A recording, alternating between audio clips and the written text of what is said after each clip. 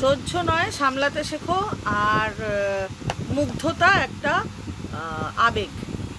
কেন আগে বলে নিলাম যে পরে ভুলে যাব। প্রথম টপিকটা আমাদের যেটা বললাম সেটা হচ্ছে সহ্য নয় সামলাতে শেখো। এটা দিয়েছে আমাদের সকলের প্রিয় আমাদের বন্ধু রাখি। আর পরেরটা দিয়েছে আমাদের শারিদি, আমি যাকে দ্বিতীয় লতা মঙ্গেশকর বলি। যাই হোক, সহ্য নয় সামলাতে শেখো, এটা খুব সুন্দর একটা টপিক দিয়েছে রাখি।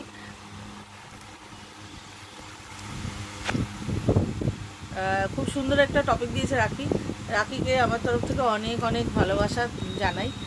আর রাখি যেটা বলেছে যে অনেক সময় না আমরা সহ্য করি আর ভাবি, নিজেদের মহান ভাবি যে আমরা কত বোধহয় সহ্য করছি এই সেই।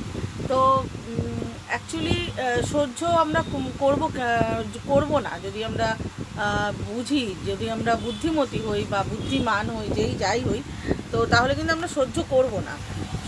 যে কোনো পরিস্থিতি আমাদের সামনে আসবে, যেটাকে মনে করছি যে সহ্য করতে হচ্ছে, যেটা মনে হচ্ছে যে খুব কঠিন, সেইটাকেই তো আমরা মনে করছি যে সহ্য করতে হয়। তো সেরকম পরিস্থিতি তো নানান রকম আসবে আমাদের সামনে, কিন্তু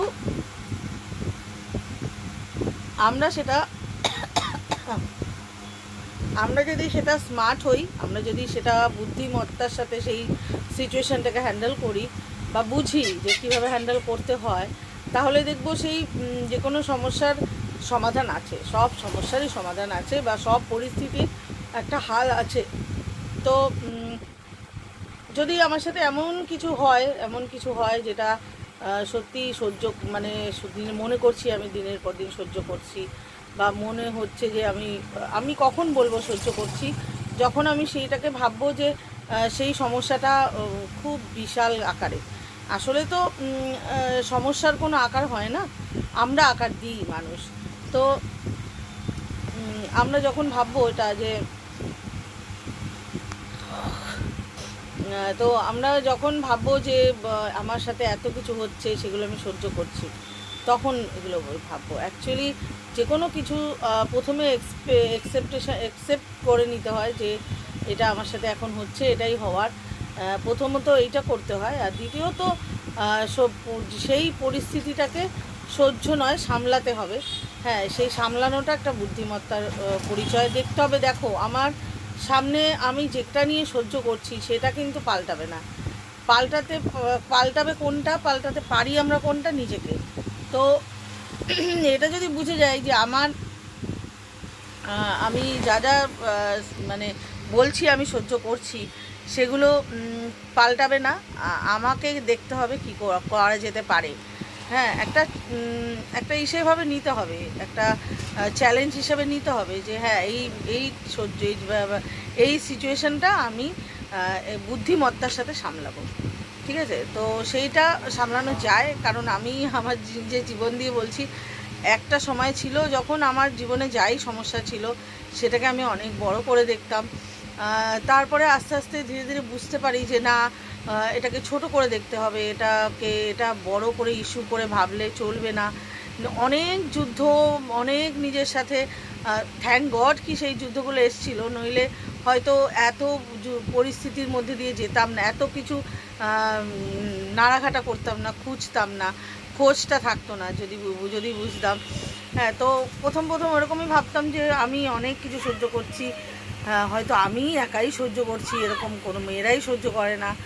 তো পরে যখন বুঝলাম যে যা কিছু আমাদের সাথে ঘটে সেটা কোনো না কোনোভাবে তার জন্য আমরাই দায়ী, তখন আস্তে আস্তে নিজেকে শান্ত করলাম। একটা সময় যখন বলছি গিল্টি ফিল হতো, বা একটা অন্যের উপরে একটা কি বলবো, একটা অভিযোগ থাকতো সব সময়, সেইগুলো সামনের মানুষটা যার প্রতি অভিযোগ ছিল সেইটা অনেকটা আন্ডারস্ট্যান্ড করতে পেরেছি যে মানুষটা কেন এরকম করছে, কেন কি ব্যাপার সেইগুলো।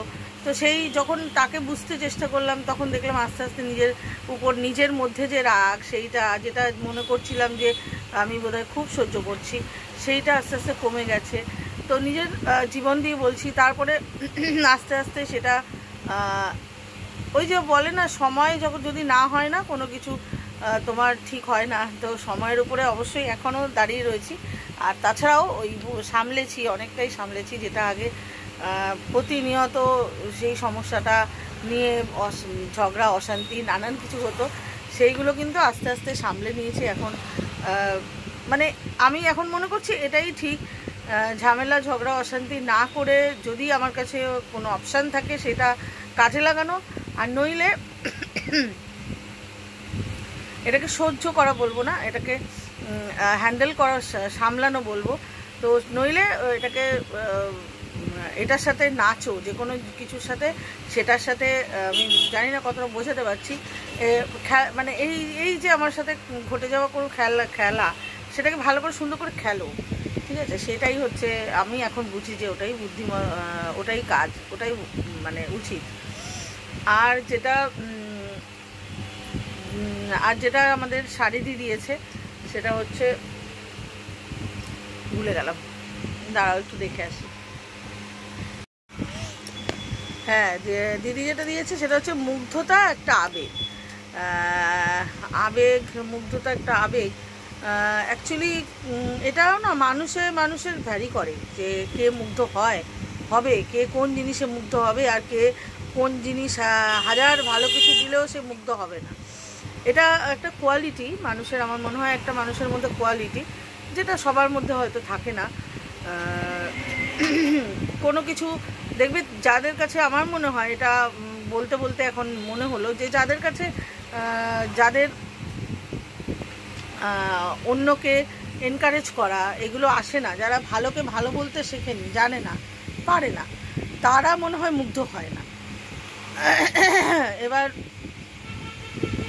আমার মনে হয় মুগ্ধতা একটা আবেগ বলতে, মুগ্ধতা একটা আমাদের মানুষের একটা গুণ, হ্যাঁ, যে আমরা সন্তুষ্টতা, মুগ্ধতা, যে আমরা কোনো কিছু কারোর ভালো কিছু কেউ করেছে সেটা দেখলে, ছোট ছোট বিষয় সেগুলো দেখলে আমরা মুগ্ধ হব, আমাদের মুগ্ধতা মানে আমাদের মুগ্ধতা অনুভব করা, সেটা আমার মনে হয় এটা মানুষের আলাদা আলাদা গুণ। সবাই পারে না, সবাই হয় না মুগ্ধ হলে কোনো কিছু দেখে, কোনো কাজ, কোনো কিছু দেখে অ্যাপ্রিসিয়েট সবাই করতে পারে না। মুগ্ধ হলে আমি তখনই না অ্যাপ্রিসিয়েট আমার ভেতর থেকে আসবে।